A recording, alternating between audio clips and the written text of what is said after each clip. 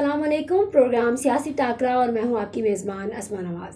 हमेशा की तरह आप जानते ही हैं कि गुजरात की इंतहाई मशहूर सियासी और समाजी शख्सियात से हम आपकी मुलाकात करवाते हैं, जानते हैं कि किस तरह से उनका सियासी सफ़र जारी हुआ और अब कैसी जिद्दोजहद जारी है। इसी हवाले से आज हमारे बहुत ही स्पेशल तहरीक इंसाफ के सीनियर रहनुमा हैं, लेकिन ख़ास तौर पर जो उनकी क्वालिटी है, गोंदल ग्रुप ऑफ इंडस्ट्री के चेयरमैन हैं अलहाज अफजल गोंदल साहब। अस्सलाम वालेकुम सर। सर कैसे हैं आप?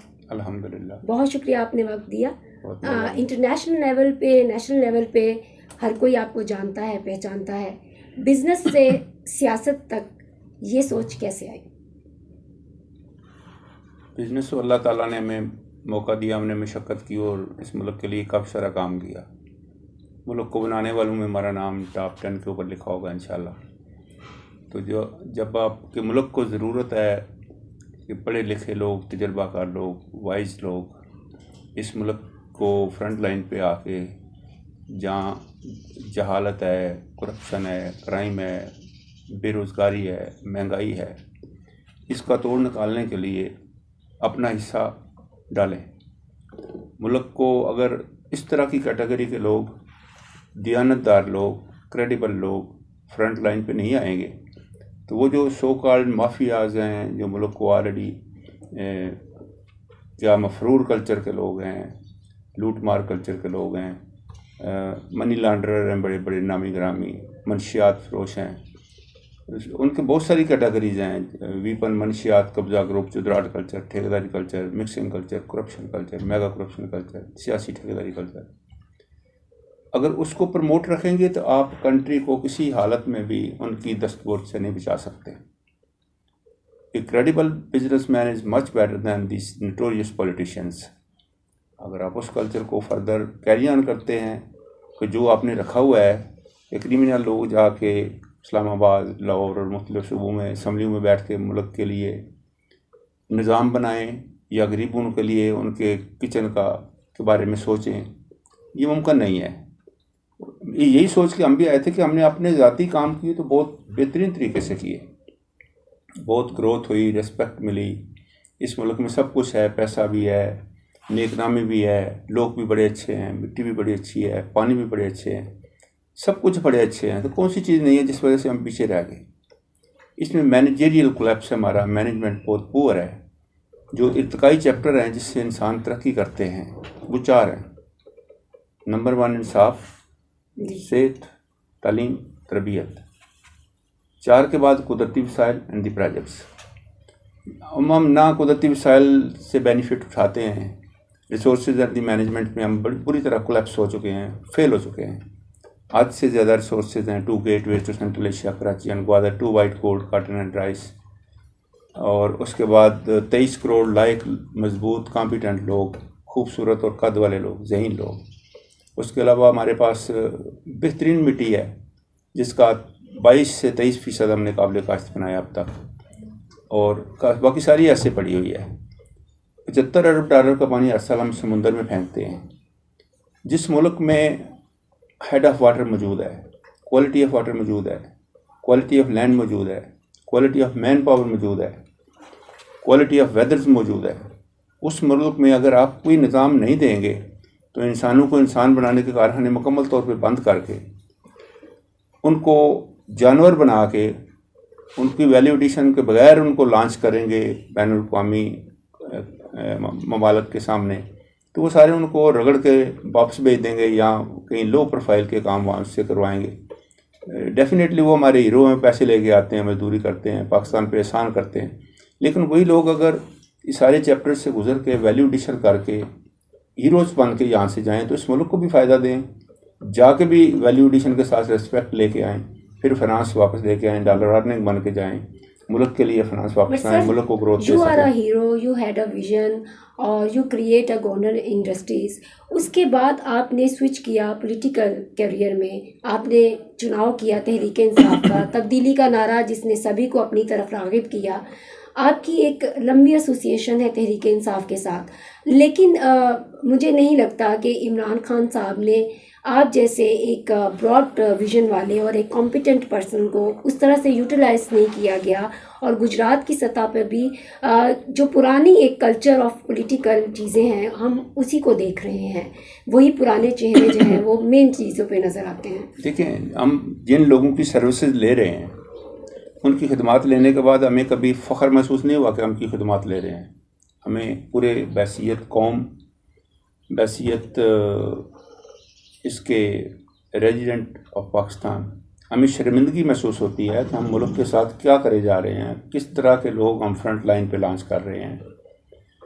पाकिस्तान तहरीक-ए-इंसाफ का एक खूबसूरत ख्वाब था, नया पाकिस्तान।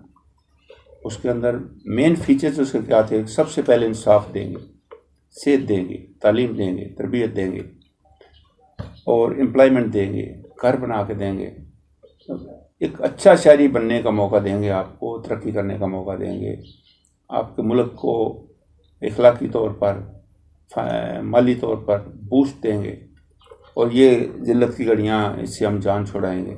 लेकिन इस मुल्क की बदबख्ती है कि हर जमात के पास माफिया से, और जो जमात नए सिरे से भी लॉन्च होती है इंक्लूडिंग पाकिस्तान तहरीक-ए-इंसाफ, उसके साथ भी इस तरह के लोग बहुत सारे अलाइस के तौर पर आ गए हैं। लीडर का नारा था कि वो इस माफिया को ख़त्म करने के लिए तो आए, लेकिन वो उसी अगर माफिया का हिस्सा हो जाएंगे। लीडर ने बहुत कोशिश की है, लेकिन लीडर की कमज़ोरी ये है कि उसको लीडरशिप जितनी है ना लॉन्च करने के लिए, वो पाकिस्तान से मिली है। इंडिया या इसराइल या अमेरिका से लीडर नहीं हमें मिले, और वो लेने भी नहीं चाहिए थे। हमें यहाँ से ही द बेस्ट सिलेक्शन करनी चाहिए थी, selection of team, training of team and utilisation of team. इस तरह बेहतरीन स्कोर में हमें जाना चाहिए था। अगर कुछ हलाइशें हमारे साथ आई हैं तो उन्होंने उतना ही हमें नुकसान भी दिया है, हमारी काज को ख़राब किया है, हमारे तरक्की के सफ़र को, हमारी उस स्पीड ऑफ ग्रोथ को मुतासर किया है। अब खान साहब बड़ी बारीकी से इस चीज़ को सोच रहे हैं। इंडिविजुअल्स जितने जितने एमपीए जा रहे हैं उनको पूरे पूरे पैनल में बैठा के कल्ले कल्ले का इंटरव्यू कर रहे हैं, और ये गुड साइन है। उसके बाद ये सुनहरी टाइम है कि टीम लॉन्चिंग से पहले, जिस तरह पहले हमने टीम लॉन्च की तो हमारे पास बहुत सारे टीम के मेंबर्स ही नहीं थे, उस क्वालिटी की मैन पावर हमारे पास नहीं थी, उस लीडरशिप नहीं थी जो मुल्क को रिलीफ दिलाती और मुल्क को नए पाकिस्तान की तरफ डायरेक्शन देकर, चेंज करके, तब्दीली लाकर लोगों को मुतासर करती हो। जब लीडर का ये भी कहना था कि अगर सिर्फ लीडर अच्छा हो, ईमानदार हो तो टीम से कोई फ़र्क नहीं पड़ता, लेकिन अपने दाएं बाएं उन्होंने पुराने चेहरे, करप्ट चेहरे रखे। अभी आपने कहा कि इंटरव्यूज़ हो रहे हैं। सर, जो आपका विजन है मैं आपकी बात से मैं ज़्यादा इत्तेफाक नहीं करता।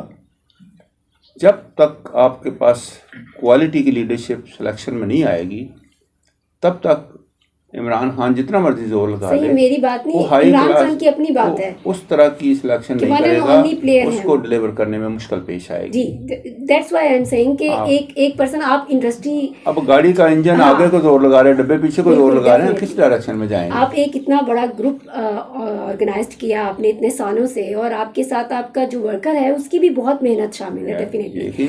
सर, जो आपका एक विजन जो हम डिस्कस कर रहे थे ऑफ द कैमरा कि गुजरात के हवाले से, एक गुजरात सियासी एतबार से तो बहुत अहम इलाका है और सियासत में बहुत किरदार भी अदा करता है, लेकिन डेवलपमेंट के हिसाब से हम देखें तो जितनी तरक्की इस शहर को करनी चाहिए थी और गिरदोनवा को करनी चाहिए थी, उससे ये बहुत पीछे कहीं रह गया है। आपका, हम जो स्ट्रक्चर के बारे में बात कर रहे थे, एक प्रॉपर प्लान है। खान साहब कहते थे कि वो पूरे 22 साल में मेहनत करके एक प्लान करके लेके आए हैं और बस अब उन्हें अगर हुकूमत मिलती है तो वो इम्प्लीमेंट हो जाएगा, और आप उस पार्टी का हिस्सा रहे। आपको मौका क्यों नहीं मिला? मेरा एक छोटा सा सवाल ये मैं क्लियर करना चाह रही हूँ कि अगर आपको डिवेल्प करने का मौका दिया जाता। मुझे मौका नहीं मिला। मेरे पास इस टेबल पे मैं बैठता हूँ ना, बड़ा कीमती टेबल है। मैं पूरे पाकिस्तान को दोनों हाथों से बनाता हूँ, और पाकिस्तान की हर किताब के ऊपर मेरा नाम है कि मैंने पाकिस्तान को बनाया। गुरबत की लकीरें क्रॉस की, भूख से लड़े, पहलवानों से लड़े, मैं रेसलिंग गोल्ड ऑफ पाकिस्तान हूँ, पत्थरों से लड़े मैं चैम्पियन ऑफ पाकिस्तान हूँ, कारोबार से लड़े मैं चैम्पियन ऑफ पाकिस्तान हूँ, सियासतदानों से लड़े और मैं बड़े फ़ख्र से कह सकता हूँ कि मैं चैम्पियन ऑफ पाकिस्तान हूँ। मैंने किसी करप्ट कल्चर का पार्ट बनने की कोशिश नहीं की है। अगर कहीं भी मुझे चांस मिला भी है ना कि इस क्रिमिनल के साथ मिलकर तुम पैनल बना लो, तो मैंने मैंने खान को इसलिए पसंद किया है कि खान से बेहतर लीडर पाकिस्तान में कोई नहीं है। पूरी लॉट ऑफ लीडर जो पाकिस्तान के अंदर मौजूद है उसमें बेहतर आदमी है, ऑक्सफोर्ड का ग्रेजुएट है, क्रेडिबल है, उसने ऑलरेडी शौकत खाना और नमल जैसे प्रोजेक्ट पाकिस्तान को दिए और सक्सेस करके दिखाए। उसने क्रिकेट में भी वर्ल्ड कप जीता, उसकी आईडी वर्ल्ड वाइड मौजूद है। इस तरह के क्रेडिबल आदमी को अच्छी टीम दें, वो तो अच्छी टीम ढूंढता है। मैं वही अर्ज कर रही हूँ सर, आपने कहा कि वो क्रेडिबल हैं, लेकिन उनके चुनाव में जो है वो राइट नहीं रहे। जैसे आपकी मैंने स्ट्रगल पढ़ी, देखी, रिसर्च जब की, आप जैसे लोगों को इंतखाब करने के बाद भी वो मौका नहीं दे रहे, जिससे उनका नुकसान तो होगा लेकिन मुल्क को नुकसान पहुंच रहा है। मैं इस पे 100% आपकी बात दुरुस्त है। अगर सिलेक्शन ऑफ टीम के चैप्टर से खान साहब गुजर जाएं तो बहुत अच्छे तरीके से जी उस विजन से कि जिसका उन्होंने लोगों को कहा हुआ है कि ये नया पाकिस्तान होगा, उस तरह की लीडरशिप ला के लॉन्च करें तो डेफिनेटली बहुत कम टाइम के अंदर वो सारा मकसद हम हासिल कर सकते हैं। 3.5 साल तो एक गुजर गया टाइम टू न्यू, और उसमें मेरे ख्याल से उन्होंने भी बहुत कुछ सीखा, उनके साथियों ने भी सीखा। अब इन फ्यूचर इलेक्शन का साल है, तो आपको क्या लगता है कि दोबारा खान साहब वही पुरानी गलतियां करेंगे, या आप जैसे कैपेबल लोगों को भी मौका मिलेगा और फिर आप लोग मुल्क की तरक्की में किरदार अदा करेंगे? किसी भी कारोबार में हो, सियासत है या कारोबार है, किसी में जाने के लिए आपको 3 ग्राफ फेस करने पड़ते हैं। Business is the name of 3 factors: input, duration and output. अगर उसने एफिशिएंटली इस मरले को कम से कम टाइम के अंदर स्कोर करके लोगों को देना कि मैं ये कर रहा हूँ, डेफिनेटली उसने भी ये ग्राफ तीनों शार्प करने हैं। अच्छी इनपुट लेनी है, शॉर्टेस्ट ड्यूरेशन के अंदर मैक्सिमम कारकर्दगी करके देनी है, फिर लोगों ने कहना यस। डिलीवर का क्वेश्चन तो पाकिस्तान तहरीक इंसाफ के ऊपर पहले भी था, अब भी है और आइंदा भी रहेगा। अगर इसका वजूद रहेगा तो ये क्वेश्चन साथ रहेगा हमारा। सर एज इंडिविजुअल हम नए पाकिस्तान के दावेदार हैं। आप पे एज इंडिविजुअल आते हैं, माशाल्लाह you did a great job, और आपने इतनी बड़ी इंडस्ट्री का एक पिलर कायम किया है। आप अपने जनरेशन में तो इसको कन्वर्ट कर ही रहे हैं, माशाल्लाह आपके साहबजादे भी आपके साथ इस कारोबार में शामिल हैं। लेकिन एक आम नौजवान, उसके लिए आपकी क्या प्लानिंग है, और एज इंडिविजुअल भी और एक एज बिग पर्सन आप क्या एक यूथ के लिए अपने तौर पर कर सकते हैं, एज सियासी लीडर भी और सियासी रहनुमा भी? देखिए, गेम फिर वहीं से शुरू होगी, रिसोर्सेज एंड द मैनेजमेंट। आपके पास क्या है और आप किस तरह खेलना चाहते हैं। हमारे पास सब कुछ है, हम नहीं खेलना चाहते, अच्छा खेलना चाहते हैं या बुरा खेलना चाहते हैं, फैसला हमने खुद करना है। अगर हम अच्छा खेलेंगे तो तारीख में हमारा नाम रहेगा। अगर हम एक मौके को, मैं समझता हूँ हमने ज़्यादा उससे फ़ायदा नहीं उठाया, कुछ फ़ायदा उठाया, इससे ज़्यादा बेहतर फ़ायदा उठा सकते थे। एक मौका और अल्लाह ने हमें देना है, अगर मिल जाए, अल्लाह करे मिल जाए, तो उससे भी फ़ायदा ना उठाएं, उससे भी उस मेयार के बंदे हम ना ला सकें। जब हमें ज़रूरत पड़ी, लाओ जी वज़ीर ख़जाना, हमारे पास नहीं जी, बाहर से लाओ, फलाना वज़ीर लाओ। जब सारी चीज़ें आप बाहर से मांग के लेंगे तो डिलीवर करने में फिर कैसे वो क्वेश्चन कहाँ गया जी। आप खान साहब कहते हैं जी जैसे बंदे मुझे दे दो, मैं एक दफ़ा से इनको ठीक कर लूँगा। करने का कोई मशीन नहीं है बंदों को ठीक करने की। बंदे ठीक होते हैं, ठीक बंदा सिलेक्ट करने के लिए सिंगल पॉइंट एजेंडा होता है, एक मेरिट होता है उसका, अच्छा इंसान, अच्छा ख़ानदान, अच्छा लीडर, अच्छा सियासतदान, अच्छी फैमिली, अच्छी सोसाइटी, अच्छी एसोसिएशन, अच्छा मुल्क। कहीं अच्छे का लफ्ज़ इस्तेमाल होगा तो सिर्फ एक चीज़ होगी कि वो बंदा, वो मुल्क, वो फैमिली रिज़्क़ के हलाल के ऊपर बिलीव करती होगी। जहाँ आराम की रोज़ी होगी वहाँ से खैर की खबर नहीं हो सकती है। सर थोड़ी देर के लिए अगर आप एक सियासी रहनुमा से हटकर और तहरीक इंसाफ के रहनुमा से हटकर एज अ बिज़नेस पर्सन हमें ये बता सकें कि गुज़िश्ता 10 साल पाकिस्तान के लिए एज बिज़नेस ग्रोथ कैसे रहे, और हम कितना पीछे गए, और हम इन फ्यूचर अपने आप को कैसे इस्टेब्लिश कर सकते हैं इन बिज़नेस? हम बहुत ज़्यादा पीछे चले गए। 1917 में इंडो पाकिस्तान का $1 था, इंडिया और पाकिस्तान का इकट्ठा 1917 में, और अमेरिका के $13 मिलते थे। आप कैलकुलेटर मारें, हमारा कैलकुलेटर जवाब देगा, हमें शर्मिंदा कर देगा कि आप क्या करने लगे हुए हैं। लॉर्ड मैकाले 1834 में यहाँ आया था, उसने विज़िट करके यहाँ से एक ख़त लिखा था, इसलिए आया था कि हिंदुस्तान पे कब्ज़ा करना है बरतानी गवर्नमेंट ने, जाके हमें रिपोर्ट करो किस तरह हम कर सकते हैं। उसने आके यहाँ से लिखा, I have visited India across the length and breadth, never found a person who is criminal, who is beggar, who is thief. उनका 3 किस्म का बंदा ही नहीं मुझे मिला। उसने कहा यहाँ की पर्या का निज़ाम ऐसा कि 4 बाबे बैठते हैं, कत्ल का भी राजीनामा करवाते हैं, फिर दोबारा झगड़ा नहीं होता। फिर उनका ये लोग अपना खाते हैं, अपना पीते हैं, अपना पहनते हैं, इंपोर्ट नहीं करते। फिर उनका ये लोग बीमार भी नहीं होते, अगर तो होते हैं तो गांव में हकीम बैठा है, 2 पुड़ियाँ उनको देता हुआ ठीक हो जाते हैं। कहते हैं इनके कोई अखराजात ऐसे नहीं है कि, फिर उन्होंने कहा कि यहाँ पर आपका कब्जा नामुमकिन है। उस वक्त हमारे डॉलर के मुकाबले में रुपया तगड़ा था जब हम काम करते थे। हमने काम की बजाय हमने क्राइम का ठेका ले लिया ना, किराए के कातिल बन गए। अब जिधर बंदे मारने कत्ल करने हैं ठेका दे दो, हमेशा चले जाते हैं, बड़े जेब में पैसे डालते हैं, छोटे बेचारे मरते रहते हैं। जिस घर में किराए के कातिल होते हैं उस घर में बरकत नहीं होती है। हमारे मुल्क में पूरी की पूरी बेबरकती इस पे बेस करती है। कंगाल होने के 2 तरीके, अमीर होने के 2 तरीके। अमीर होने के 2 तरीके ये हैं कि आप मेहनत और ईमानदारी से काम करें और इसराफ ना करें। कंगाल होने के 2 तरीके, आप जो कुछ जेब में आओ फजूल खर्ची करें और जाके सो जाए मैंने काम नहीं करना, तो आप कंगाल हो जाएंगे। हम दूसरा कर रहे हैं। वालिदैन बड़े फ़ख्र से कहते हैं मेरे पुत्र को नौकरी बड़ी चंगी मिल गई है। ये नौकरी मिल गई जी, करना कोई नहीं पैंदा। फिर बड़े फ़ख्र से कहते हैं जी मेरे पुत्र की तनख्वाह है थोड़ी, तो अल्लाह का फजल बड़ा है। ये मुल्क की तरक्की करने की तो चीज़ें है ही नहीं है ना। अब जितनी लीडरशिप हमारे गुजरात में भी है और पाकिस्तान में भी है, उन्होंने लोगों को कैसे कैप्चर किया हुआ है, कैसे हाईजैक किया हुआ है, कैसे उनकी नब्ज़ पे हाथ रखा हुआ है। किसी का नालायक बच्चा है उसको अफसर भर्ती करा देना है, किसी के बच्चे ने कत्ल किया उसका राजीनामा करवा देना है, किसी के बच्चे ने कोई चोरी डकैती किया उसको जेल थाने जाने से पहले छुड़ा लेना है। अब इस तरह की लीडरशिप की रिक्वायरमेंट मुल्क में रहेगी, मुल्क कभी तरक्की नहीं कर सकता, मुल्क मजीद सवाल की तरफ जाएगा। जब वो बंदे जो ग्रोथ के चैप्टर को जानते हैं, तरक्की के लफ्ज़ को जानते हैं, ये समझते हैं कि मुल्क के रिसोर्सेज को किस तरह मैनेज करके किस तरह तरक्की दी जा सकती है, वो लोग फ्रंट लाइन पे आएंगे। मुल्क का उलिया एक दिन में ठीक नहीं होगा, एक दिन में डायरेक्शन का तयन ठीक हो जाएगा। डायरेक्शन का तयन आप ले लेंगे, 5 साल का एक मनसूबा और 5 साल का एक मनसूबा, 5-5 साल के 2 पैक करके मनसूबे लगा दें, पाकिस्तान एशिया का टाइगर बन सकता है। बिल्कुल आपने दुरुस्त कहा। जिस तरह आपने इतना नाम पाकिस्तान का बनाया, तो इस तरह के और भी हज़ारों लोग शामिल हों और पाकिस्तान तरक्की कर सकते हैं। सर, आपकी जो मेहनत है उससे हम सब जानते हैं इंटरनेशनल लेवल पे भी, क्या आपको लगता है कि एज इंडिविजुअल के अलावा जो गोंदल ग्रुप ऑफ इंडस्ट्री है, ये मज़ीद तरक्की करने के लिए, जैसे कि कहा जाता है कि स्किल्स आप सिखाएं बच्चों को, आप उसको स्किल्स में किस तरह से डेवलप करेंगे और आप देखिए पाकिस्तान के अंदर सबसे पहले तो मैं उस यूथ को जो कॉलेजों यूनिवर्सिटी में पढ़ रही है ना, उसको उनके वालिदैन का अल्लाह का वास्ता दे के, नबी का वास्ता दे के, जिसको अक़ीदा उनके ऊपर दे के कहूँगा कि इस मुल्क से भागे ना, इस मुल्क में ठहर जाएँ। ये मुल्क बड़ा अमीर है।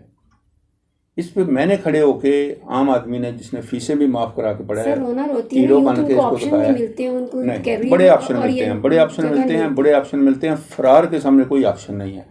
जब एक बंदा कहता है मैंने मुल्क से भाग जाना है, उसको 100 पैकेज बना के दे दो, कोई पैकेज नहीं मानता। इस मुल्क में सबसे पहले आपकी तालीम का बेड़ा गर्क हो गया, आपकी तालीम की क्वालिटी का बेड़ा गर्क हो गया।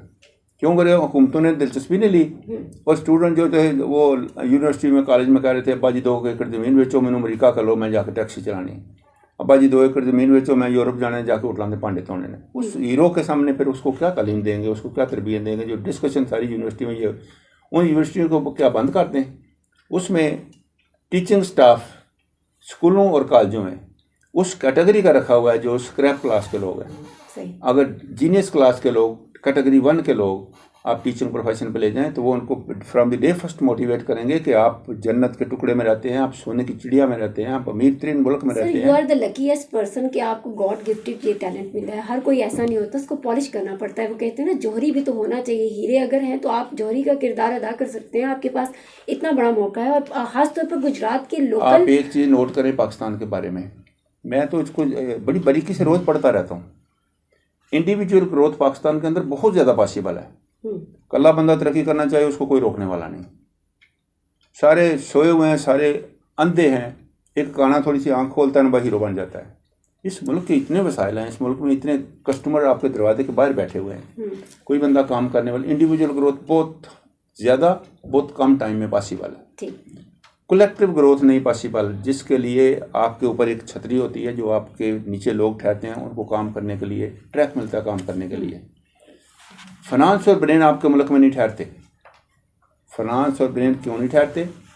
उनको जानो माल का तफज़ नहीं मिलता, उनको रिस्पेक्ट नहीं मिलती, उनका फाइनेंस महफूज नहीं होता।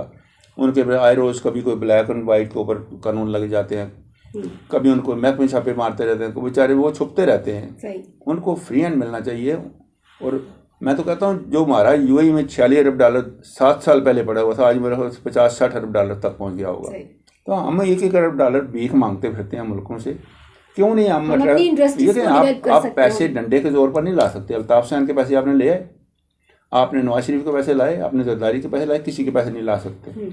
आप अट्रैक्शन पैकेज देकर फाइनेंस करवा सकते हैं इन लोगों के अलावा, और बहुत सी दुनिया के लोग पैसे फेंक सकते हैं। आपकी ग्रोथ इस वक्त माइनस में जा रही है।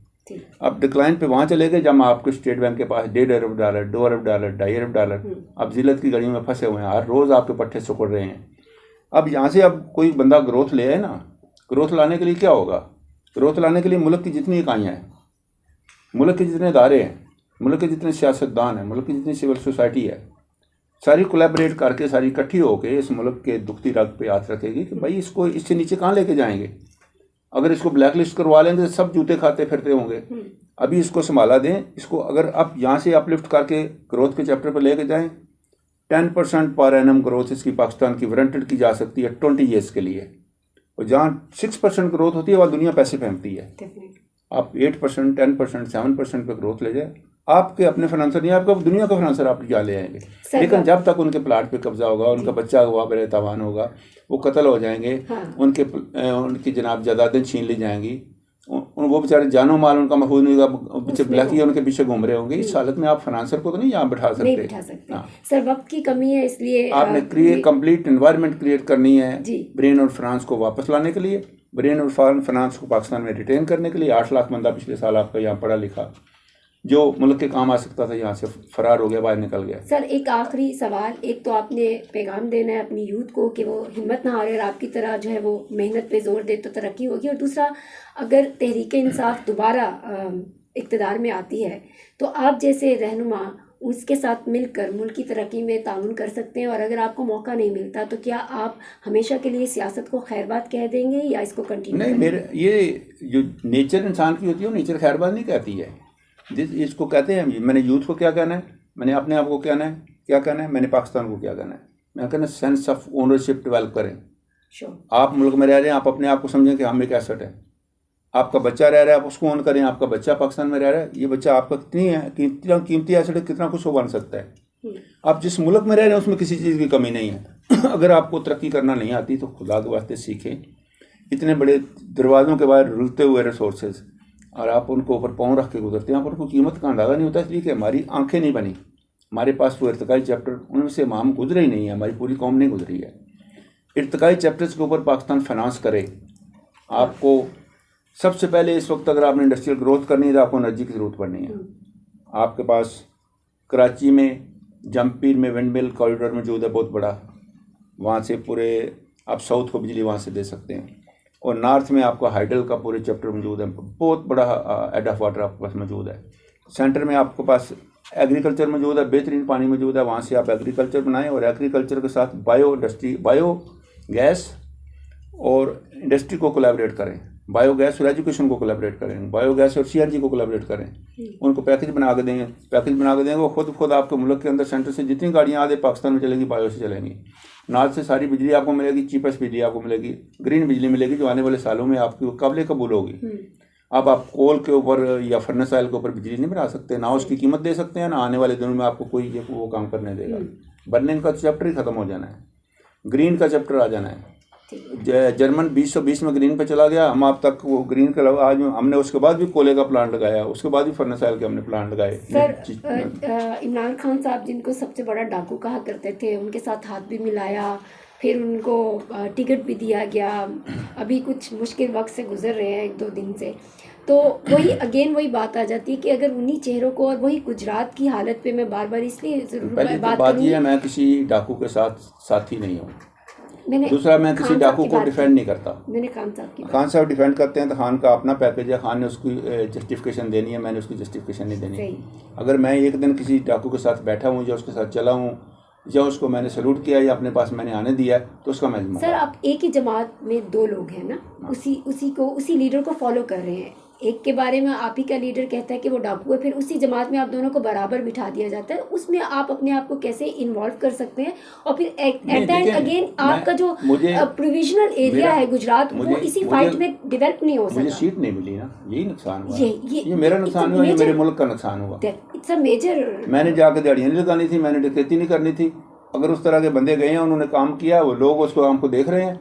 लोग उसका सर इंसाफ इस करेंगे, सिस्टम को लोग कौन उसका चेंज इंसाफ करेगा? अगर करेंगे, आप जैसा जीनियस लोग पर्सन इंसाफ चेंज नहीं करेंगे, कर सका तो लोग how Insaf could I will करेंगे, बी चेंज और एनीवन सिंपल पर्सन विल लोग बी इंसाफ चेंज? करेंगे कि जो टीम ली थी वो अच्छे थे या डाकू थे, उन्होंने अच्छी सर्विस दी या बुरी सर्विस सर दी। तो फिर आपको एज आज़ाद उम्मीदवार आना चाहिए, बिकॉज आप जैसे लोग अगर फाइट नहीं करेंगे और बैक स्टेप पे चले जाएंगे और ये ऐसे ही डाकुओं को और ऐसे ही पुराने चेहरों को मौका देते रहेंगे तो फिर कैसे डेवलप मैं करेगा ये एक मुल्क? टाइम ऐसा आएगा जैसे दुनिया से खान साहब को लोगों ने ढूंढ के बुलाया ना, ढूंढ के लाए ना, जी खान बिल्कुल। खान अगर ना भी आए तो खान को तो कोई फर्क नहीं पड़ता, क्यों उसको बार बार ला रहे हैं कि आप आएँ आप आएँ आप आएँ। इंशाल्लाह अल्लाह को मंजूर होगा तो हमारे जैसे लोगों को भी लाएंगे, इसलिए लाएंगे कि मुल्क की ज़रूरत है। हम बिल्कुल मेरी इंशाल्लाह। कोई ज़रूरत नहीं है, मेरा तो टेबल अपना बरकत वाला टेबल है, जी उस पर काम करता हूँ। जी अगर मैं अपने टेबल से उठूंगा तो इसलिए उठूंगा कि मेरे मुल्क को मेरी ज़रूरत है। अगर डेफिनेटली। मुल्क को ज़रूरत होगी तो मैं अपने टेबल को आधा कुर्बान करूंगा, सारा नहीं कुर्बान करूंगा। हलाल की रोटी घर से खाऊंगा, कमाऊंगा, चाय अपनी जेब से पीऊंगा और जाकर मुल्क का काम करके वापस आऊँगा। वो काम किया हुआ नए रंग का, अलग रंग का काम होगा और नए पाकिस्तान के लिए फेवरिंग होगा। बहुत शुक्रिया अलहाज अफजल गोंदल साहब, गोंदल ग्रुप ऑफ इंडस्ट्रीज के चेयरमैन हैं। बहुत आपने वक्त दिया, बहुत शुक्रिया और बहुत कुछ सीखने को मिला। इंशाल्लाह थैंक फिर यू आपसे किसी दिन नशिस्त रखेंगे और इसी तरह सियासी टाकरा देखते रहिए। गुजरात के हालात हाजरा पर भी और मुल्क की सियासी हालात हाजरा पर भी हम आपको आगाह करते रहेंगे। तब तक के लिए दबंग न्यूज़ की टीम और असमा नवाज को दीजिए इजाज़त। अल्लाह हाफिज़। जज़ाकल्लाह।